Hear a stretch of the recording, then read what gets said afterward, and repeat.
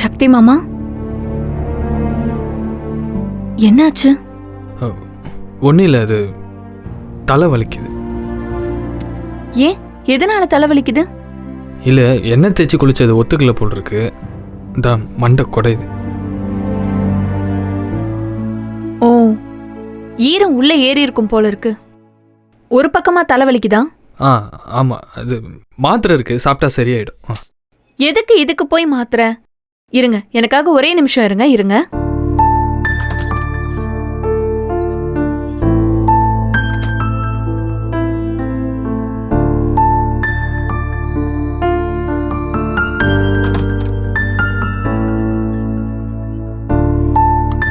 சக்தி மாமா, இங்க பாருங்க. சுக்க நல்லா இழைச்சிட்டு வந்திருக்கேன். இத 2 மொட்லையும் வச்சு நல்லா தேய்ச்சா எல்லா ஈரத்தையும் இழுத்துரும். வலி கூட பறந்து போயிடும். இந்தாங்க. இல்ல பரவாயில்ல, வேண்டாம். உங்களுக்காக போய் நானே உரல்ல இழைச்சிட்டு வந்திருக்கேன். ப்ளீஸ் எனக்காக போட்டுக்கோங்க. இது நிஜமாவே ஒர்க் ஆகும். எங்க அப்பத்தா சொல்லி கொடுத்தது. ட்ரை பண்ணி பாருங்க.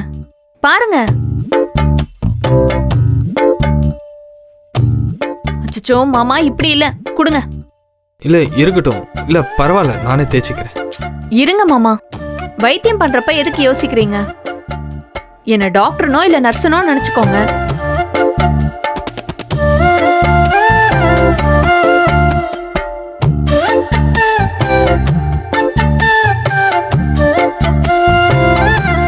இப்ப பாருங்க, இன்னொரு 10 நிமிஷம் தான். வலி இருக்கிற இடமே தெரியாம பறந்து போயிரும்.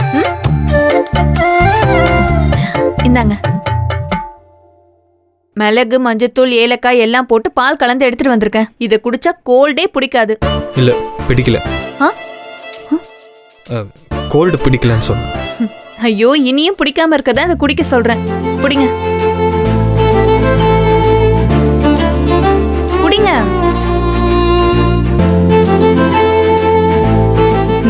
ஓகே மாமா, நிம்மதியா எதை பத்தியும் யோசிக்காம கண்ணை மூடி நல்லா தூங்குங்க. நாளை காலையில ஃப்ரெஷ்ஷா ஆயிடுவீங்க. Good night.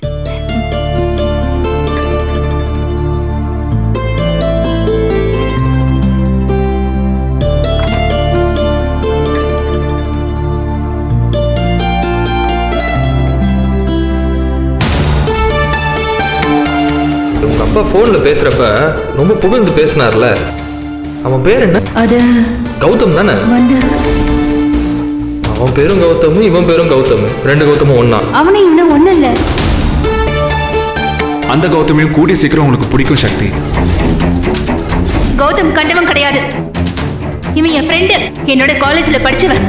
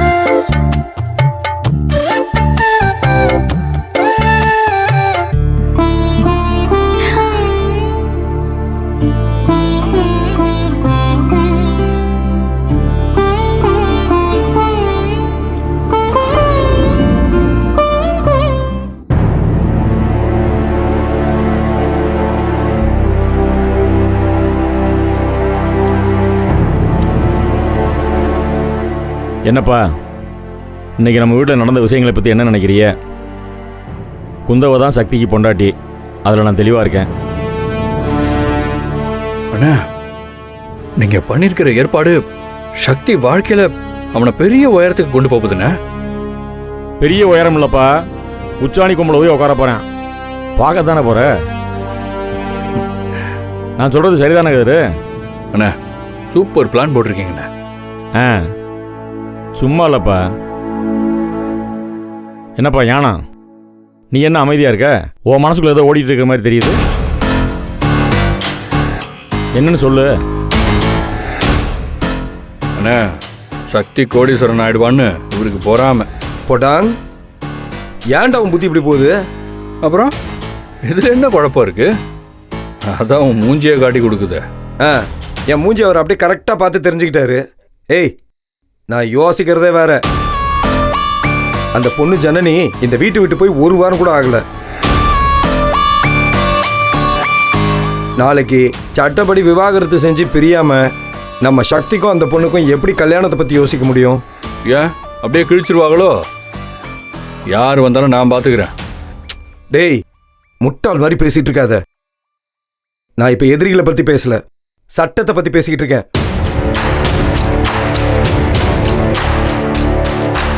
முறைப்படி விவாகரத்து வாங்காம சக்திக்கும் அந்த பொண்ணுக்கும் கல்யாணம் நடந்துச்சுன்னா நாளைக்கு சக்தி தான் சிக்கல்ல மாட்டிட்டு தெரியுவான். என்னப்பா சிக்கலில் மாட்டிக்கிறேன்? இங்கே பாருங்கண்ணா, உங்கள் அண்ணன் எல்லாத்தையும் கரைச்சி குடித்தவன். ஒரு விஷயத்தை முடிவு பண்ணுறதுக்கு முன்னாடி ஒரு தடவைக்கு 10 தடவை யோசிப்பேன். புரியுதா? சக்திக்கும் குந்தவைக்கும் கல்யாணத்தை நடத்தி காட்டுறேன்னா இல்லையான்னு பாரு. எப்படின்னு? எப்படின்னு என்ன? இப்போ சக்தியும் ஜனனியும் சட்டப்படி பிரியணும்னா எவ்வளோ நாள் ஆகும்? எப்படி இருந்தாலும் 1 வருஷமாவது ஆகுமே. 1 வருஷம் ஆகும் இல்லையா? ஆ. அப்புறம் என்ன? இப்போ என்ன 2 பேரும் சேர்ந்தா இருக்காங்க? பிரிஞ்சு தானே இருக்காங்க? சரிண்ணே, அதுக்காக சக்திக்கும் குந்தவைக்கும் நம்ம உடனே கல்யாணம் பண்ணி முடிச்சிட முடியுமா என்ன? ஏப்பா முடியாது? எப்படின்னு? எப்படி முடியும்? இந்த பாருங்கண்ணா, சட்டத்துக்கு முன்னாடி சக்தியும் குந்தவையும் புருஷன் பொண்டாட்டி கிடையாது. வீட்டுக்குள்ளே மட்டும்தான் அவங்க புருஷன் பொண்டாட்டி. 1 வருஷம் போகட்டும், டைவர்ஸ் வாங்குவோம். அது வரைக்கும் அவங்க வாட்டில் வீட்டுக்குள்ளே புருஷன் பொண்டாட்டியாக குடும்பம் நடத்தட்டும். இதில் என்ன சிக்கல் இருக்கு? இல்லைண்ணே, யாராவது போலீஸில் ஏதாச்சும் சொல்லி போலீஸ் நம்ம வீடு தேடி வந்துச்சுன்னா அப்புறம் சிக்கலாயிரும்ண்ணே. ஐயோ, போலீஸ் வந்து என்ன பண்ணுவேன்? போலீஸ் வந்தால் தாலியை கழட்டி ஓரமாக வச்சுருவான். போனதுக்கப்புறம் திருப்பி கழுத்தில் தாலியை போட்டுக்கிற வேண்டியதானே? என்னண்ணே அண்ணன் இதெல்லாம் யோசிக்காம இருப்பேன். என்னப்பா பேசியிருக்காங்க? சரிண்ணே, அப்புறம் இந்த பொண்ணு யாருன்னு கேட்டா? பொண்ணு யாருன்னு கேட்டா சொந்தக்கார பொண்ணு, சிங்கப்பூர்லேருந்து வந்திருக்கிறது உண்மை தானே? அத்தா பொண்ணுன்னு சொல்லுவோம்ப்பா. எவன் கேள்வி கேட்பேன்? என்ன பேசிகிட்டு இருக்க? இந்த பாரப்பா, சக்தியும் குந்தவையும் இப்போதைக்கு நம்ம வீட்டுக்குள்ளே புருஷன் முன்னாடியாக இருக்கிறது போதும். அது சரிண்ணே, அந்த பொண்ணை பார்க்குறப்போ ரொம்ப நேர்மையாக தெரியுது. இப்போ நீங்கள் பண்ணுற அந்த ஏற்பாட்டுக்கெல்லாம் அந்த பொண்ணு ஒத்து வருமா? எப்பா, அதுக்கு தாப்பா அந்த பிள்ளைக்கு சக்தி மேலே பிரியம் ஏற்படணும்னு சொல்கிறேன். அதுக்கு அவங்க 2 பேரும் நெருங்கி பழகணும்ல. அதுக்கு 1 வாரம் 10 நாள் ஆகும். ஆனால் ஆட்டோமேட்டிக்காக எல்லாமே சரியாயிடும். இங்கே பாருப்பா, நமக்கு தெரியாத விஷயம் ஒன்றும் கிடையாது. எப்பேற்பட்ட வீரனாக இருந்தாலும் ஒரு பொண்ணு நெருங்கி பழகும்போது மடியில் விழுந்துருவேன்ல. புரியுதா இல்லையா? என்னத்தை நீங்களாம் கல்யாணம் பண்ணி புள்ள பற்றிய? இந்த பாருங்க, ஆனால் நம்ம சக்திக்கு கல்யாணம் ஏற்பாடு பண்ணுறது அவனுக்கு தெரியவே கூடாது. முதல்ல அவங்க 2 பேரும் நெருங்கி பழகட்டும். அந்த புள்ள சக்தி மனசுக்குள்ளே முழுசாக வரட்டும். வந்ததுக்கப்புறம் இவன் ஆட்டோமேட்டிக்காக ஸ்ட்ராங் ஆயிடுவேன். அதுக்கப்புறம் கல்யாணம்னு சொன்னாலும் தலையாட்டுவேன், என்ன சொன்னாலும் தலையாட்டுவேன். தெரியாது நம்ம தம்பி பற்றி நமக்கு. நம்ம கையில் இருக்கிறது ஒரு கல். கரெக்டாக மாங்காயை பார்த்து அடிக்கணும்ப்பா. என்ன, நீங்கள் அந்த பொண்ணுக்கிட்ட சக்திக்கு கல்யாணம் நடக்கலன்னு போய் சொன்னப்பவே சக்தி நல்லாவே புரிஞ்சிருப்பானே. புரிஞ்சிருப்பானப்பா. இந்த புள்ளைக்கு சக்தியை முழுசாக பிடிக்கணும். அவனுக்கும் இந்த புள்ள மேலே பிரியம் வரணும். வந்துட்டா எல்லாமே சரியாயிரும். அது வரைக்கும் அந்த ஜனனிகிட்ட இருந்து இவனுக்கு போன் வராமல் இருக்கணும். அது ரொம்ப முக்கியம். 1 வாரம் 10 நாளைக்கு இதே வேலையை பார்ப்போம். நமக்கு வேற என்ன வேலை இருக்கு? ஆனா 2 பேருக்கு ஒன்று சொல்கிறேன், கேட்டுக்குங்க. அந்த குந்தவைக்கு 1000 கோடி சொத்து இருக்கு. அதுவும் நம்மளோட சேர்ந்துட்டா அப்புறம் மதுரையில் நம்மளை பிடிக்கவே இருக்கேன். அந்த எஸ்கேர்லாம் சொடக்கு போட்டு கூப்பிடுவேன்ல. மதுரைக்கே நம்ம தான்டா மகாராஜா.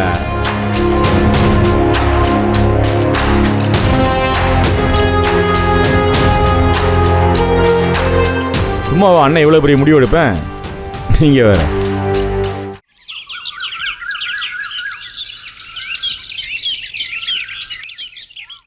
நந்தினி, உங்ககிட்ட காபி கொண்டு வர சொல்லி எம்புட்டு நேரமாச்சு. சீக்கிரம் கொண்டாயே.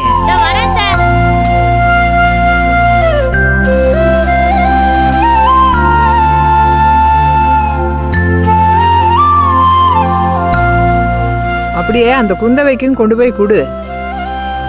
குந்தவையும் சக்தி இங்க வெளில போயிருக்காங்க. எங்கே போயிருக்காக? நான் தான் அவங்களை வெளியே அனுப்பி விட்டுருக்கேன். எங்கே அனுப்பியிருக்க? சும்மா கடை வீதி பக்கம் போயிட்டு வாங்க அனுப்பி விட்டுருக்கேன். இன்னைக்கு ஒரு நாள் அவங்க வீட்டில் இருக்க வேண்டாம். ஏன்? திருப்பூர் செலவராஜ் சொன்னேம்மா, கும்பகோணம் ஜோசியரான் பிரமாதமாக சொல்கிறாராம். இன்னைக்கு அவர் ஒரு சோழியா மதுரைக்கு வந்திருக்காரான். அதான் கதிரையும் ஞானத்தையும் அனுப்பி வச்சிருக்கேன். அவரை வேற எங்கேயும் விட்டுறாம அம்மிக்கு கூட்டுவாங்களான்னு சொல்லி விட்டுருக்கேன். ஜாதகம் எதுக்கு? எனக்கு என்னடி தெரியும்? பொருத்தம் பார்ப்பாங்களோ?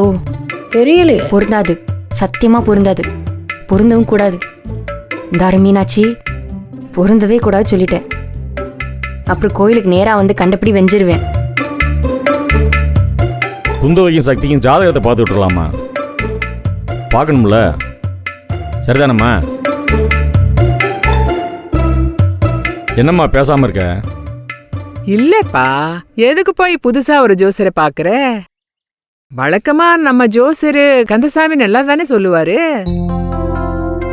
இல்ல என் தம்பி கிட்ட கேட்கலாம், அவன் நல்லா சொல்லுவான். ஏம்மா, நல்ல விஷயம் நடக்கும்போது ஏமா அவரை ஞாபகப்படுத்திட்டு இருக்க? தம்பி தொம்பின்னுக்கிட்டு என்னம்மா நீ? இல்லம்மா, நமக்கு தெரிஞ்ச ஜோசியர் வந்தாருன்னு ஏன் நம்ம முகம் சொல்லிக்க கூடாங்கிறக்கா நமக்கு வசதியா சொல்லுவாரு. நல்ல விஷயத்தை மட்டுமே சொல்லுவாங்க, கெட்ட விஷயத்தெல்லாம் மறைச்சிருவாங்க. இந்த தடவை அப்படி நடந்துடக்கூடாதுன்னு பாக்குறேன். அப்படித்தானே ஒருத்தைய கொண்டு வந்தான். நமக்கு தெரிஞ்சவங்க தான் ஜோசியம் சொன்னாங்க. என்னம்மா சொன்னாங்க? இந்த பொண்ணு வீட்டுக்குள்ள வந்து அப்படியே பிச்சு பறத்திடும், வீட்டையே நட்டமா தூக்கி நிறுத்திடும்னு சொன்னாங்கல்லம்மா. அப்படித்தான் பிச்சுக்கிட்டு போயிடுச்சுல்ல. ஆமா. இந்த தடவை தப்பு நடந்துடக்கூடாதுமா, ரொம்ப கவனமா இருக்கணும். அதனாலதான் புது ஆளை வர சொல்லிருக்கேன். அவன் வந்தானா தேங்காய் உடைக்கிற மாதிரி படக்குன்னு உடச்சு சொல்லிடுவேன். அது எல்லாத்துக்கும் வசதியாக போயிரும்ல. சரிதானம்மா? இந்த தடவை நான் ரொம்ப தெளிவாக இருக்கேம்மா. சரிப்பா, வரட்டும் பாப்போம். அப்புறம் அந்த புள்ளையோட ஜாதகம் அதெல்லாம் இருக்குமா, கைவசம் எல்லாமே இருக்கு. துரைசாமிகிட்ட பேசும்போது கேட்டு வாங்கிட்டேன். அந்த புள்ள பிறந்த நேரம், பிறந்த தேதி, ராசி, நட்சத்திரம் எல்லாமே வாங்கிட்டேம்மா. Master plan. நானும் சும்மா எதேச்சா கேட்குற மாதிரி கேட்டேன், அவனும் எதேச்சா கொடுக்குற மாதிரி கொடுத்துட்டேன். எல்லாமே இருக்குமா. அவனுக்கும் தெரியும்லாமா எதுக்கு அதெல்லாம் கேட்குறாங்கன்னு. என் மனசுக்குள்ள ஒரு கணக்கு ஓடுற மாதிரி அவன் மனசுக்குள்ள ஒரு கணக்கு ஓடும்ல. பொம்பளை பிள்ளை பற்றவன்ல, இப்படி ஒரு இடம் கிடைக்க அவன் கொடுத்துலாமா வச்சிருக்கணும். வாங்கினதை ஜோசியர்கிட்ட கொடுப்போம், அவர் கட்டம் போட்டு ரெண்டையும் கலந்து சொல்லட்டும், என்ன சொல்றாருன்னு கேட்போம். நம்ம அடுத்த கட்டத்துக்கு போறோன்னு அந்த துரைசாமிக்கு சொல்ல வேணாமா? சொல்லுவோம்மா, சொல்லுவோம். நம்மளும் என்ன சொல்ல போறோம்னு துரைசாமி காத்துட்டு தானே இருப்பேன். அவனுக்கும் கடமை இருக்கலாமா, மகளை நல்ல இடத்துல சேர்க்கணும்னு. அவனும் ஒரு கணக்கு வச்சிருப்பேன். சொல்லுவோம். முதல்ல ஜோசியர் வாயிலேருந்து என்ன வருதுன்னு கேட்டுக்கிடுவோம், அதுக்கப்புறம் எல்லாத்தையும் சொல்லுவோம். ஜோசியர் நல்லா தான் சொல்லுவார். சக்தி அதிர்ஷ்டக்காரம்மா, அவனுக்கு எல்லாமே நல்லதாம்மா நடக்கும். எல்லாம் கூடி வருது பார்த்தியா, அதுலேருந்தே தெரியலையா? நடக்கட்டும், அதுக்கப்புறம் சொல்லுவோம். நடக்க விட்டாதானே. தீயா வேலை பார்க்குறாரு. இந்த கதிர்கிட்ட பேசிட்டு வந்துடுறேன். அப்படியே இங்க பாரு, நீ மட்டும் எனக்கு கைவிட்ட அம்பிடுதேன். கோவம் வந்துடும் எனக்கு, கொந்தளிச்சிருவேன். ஏய், யார்கிட்ட பேசிக்கிறீங்க? மீனாட்சி கிட்ட தான். சிரிச்சுக்கிட்டு அப்படியே நிக்குது, எதுவுமே செய்ய மாட்டேங்குது. அக்கா, எனக்கு ஒரு ஐடியா வந்துருச்சு. இரு அவங்க குடிக்கிறதுல எதையா கலக்க போறாதானே? ஐயா, அது இல்லக்கா, அந்த ஐடியாவெல்லாம் நான் கைவிட்டுட்டேன். ஏன்னா இவங்களுக்கு விஷம் வச்சா இவங்க விஷத்தையும் முடிச்சிருவாங்க. அம்பிட்டு விஷம் அவங்க உள்ளுக்குள்ளாரையே வச்சிருக்காங்க. இது வேற ஐடியா. இப்ப அந்த ஜோசியர் வராரா, அவர் முன்னாடி இந்த சிங்கப்பூர் குந்தவை நாச்சியாரை கொண்டு வந்து நிப்பாட்டிட்டோன்னு வைங்க. ஆமா, அவரு வேல் நாச்சியார் அப்படி சாச்சி போடுவோம். அக்கா, ஐடியா ஃப்ளோல சொல்லும் போது பிரேக் பண்ணாதீங்க, முழுசா கேளுங்க சொல்றத. சொல்லு. இப்ப இவ யாருங்கிறது அந்த ஜோசியருக்கு தெரியாது. அவர் என்ன பண்ணுவாரு, சக்திக்கு இது 2வது கல்யாணம்ங்கிறத போட்டு உடைச்சிருவார்ல. அதை இவ கேட்டா இவ என்ன பண்ணுவா, சிங்கப்பூர் கோடி போயிருவாள்ல. ஏண்டி, உனக்கு கொஞ்சம் அறிவு இருக்குன்னு நான் நினைச்சுக்கிட்டு, ஆனா சுத்தமா இல்ல நந்தினி. ஏங்கா? என்னடி பின்ன, அவ சிங்கப்பூர் ஓடிடுவா, நம்மளைய புதைச்சு விடுவாங்களே, என்ன பண்ணுவ? உனக்கு சடங்கணிக்கு வாங்கினதெல்லாம் பத்தலையோ? ஆமாக்கா, இப்ப என்ன பண்றது? இதுக்கு என்ன பண்றதுன்னு நான் சொல்றேன். இந்த குழந்தை ஜோசியர் இருக்காருல்ல, யாரு குழந்தை ஜோசியர்? அதான் அந்த பொன்னியின் செல்வன் குழந்தை பொன்னியின் ஜோசியர். செல்வனா? நீ படிக்கலையோ? சரி விட, அதை படிச்சவன் ஒரு மாதிரி புரிஞ்சுக்கிறான், படிக்காதவன் ஒரு மாதிரி புரிஞ்சுக்கிறான். இந்த ஜோசியர் வாராருல, அவர் சாப்பிடுறதுக்கு சாப்பாடு கேட்பாங்க, அதை சமைச்சு அதுல தொலைப்பாங்க. ஏதாவது கலந்துருவோமா? ஆனா ஒண்ணுடி, என்னைக்கோ எவனோ எதையோ கலக்க போறேன், அதுக்கு நீ உள்ள போற, இது உறுதி. பார்த்து சூதானமா இருந்துக்க. போங்கக்கா, எனக்கு எதுவுமே செயல்படுத்த விட மாட்டேங்கிறீங்க. நீ காமெடி பண்றங்கிறது உனக்கு தெரியுதா இல்லையாங்கிறதே எனக்கு தெரிய மாட்டேங்குது. நான் இருக்க சேர்றேன். வா வா, வேலைய பாப்போம்.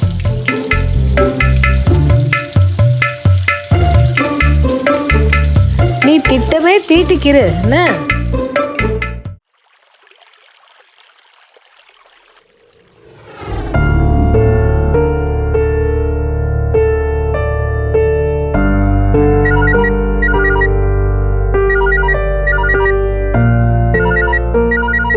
ஹலோ மேடம், என் பேரு ஜனனி சக்திவேல்.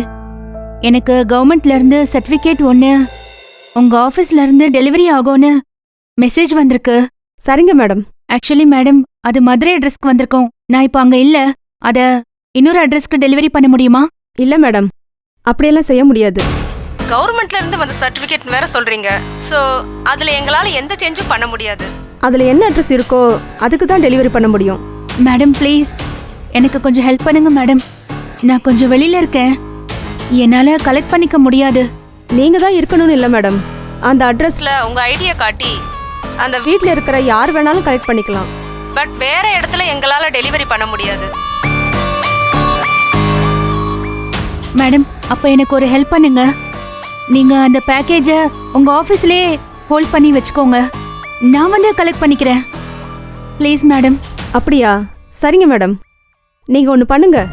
நீங்க உங்க நம்பர்ல இருந்து அந்த ஷிப்மெண்ட் ஐடி நம்பர், உங்க டீடைல்ஸ், உங்க ஐடி இதெல்லாம் கொஞ்சம் மெசேஜ் பண்ணிடுங்க. நான் இங்க ஆபீஸ்ல ஹோல்ட் பண்ணி வைக்கிறேன். நீங்க எப்போ வருவீங்க?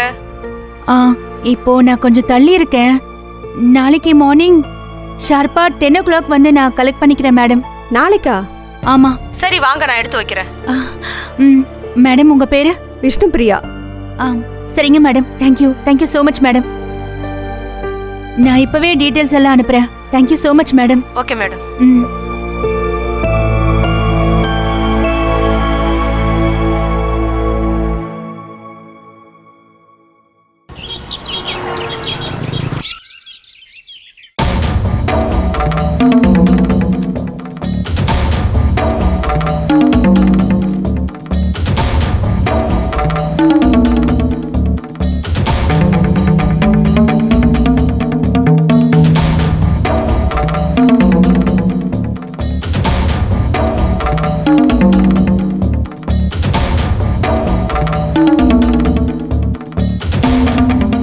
இவர் சொல்றதை இவங்க நம்புவாங்களா?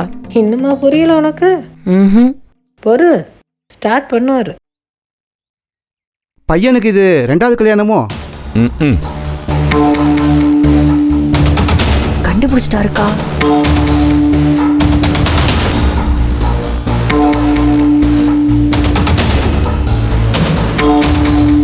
இதுக்கு தான் நான் இதெல்லாம் பார்க்கறதே இல்லை.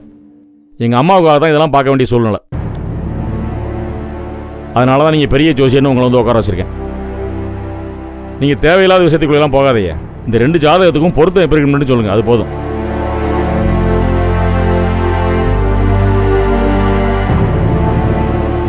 பொருத்தம்னு சொல்லணும்னா நல்லா தான் இருக்கு. என்ன இழுக்கிறியே? இருக்கா இல்லையா உடச்சி சொல்லுங்க. இந்த பையன் ஜாதகத்தில் சில தோஷங்கள் இருக்கு, அதை நிவர்த்தி பண்ணிட்டு கல்யாணம் பண்ணா இவங்க வாழ்க்கை நல்லா இருக்கும்.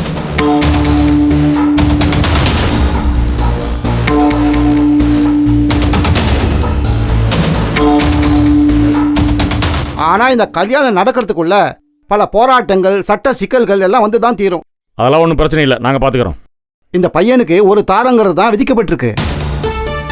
இப்போ இந்த ஏற்பாடு பண்றது 2வதுன்னு இந்த ஜாதகத்தை பார்த்தாலே தெளிவா தெரியுது. ஆனா ஒரு விஷயம், முதல்ல நீங்க அமைச்சு கொடுத்த முதல் வாழ்க்கை மொத்தமா விலகிருச்சான்னு யோசிச்சு பார்த்து இந்த ஏற்பாடை பண்ணுங்க. அதை முடிச்சு விடதானே இந்த ஏற்பாடு பண்றாரு. ஏன்னா இந்த பையன் ஜாதகத்துல இவன் ஒரு குழப்பவாதின்னு நல்லா தெரியுது. எடுப்பார் கைப்பில்லை. இதை சொல்ல ஜாதகத்தை பார்க்கணுமா?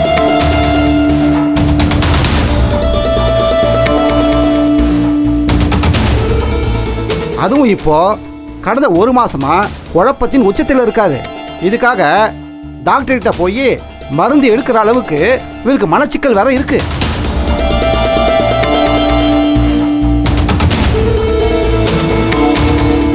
அதனால கணவன் மனைவிக்குள்ள கருத்து வேறுபாடுகள் வந்திருக்கலாம். இந்த பிரிவு கூட தற்காலிக பிரிவா இருக்கிறதுக்கும் வாய்ப்பு இருக்கு.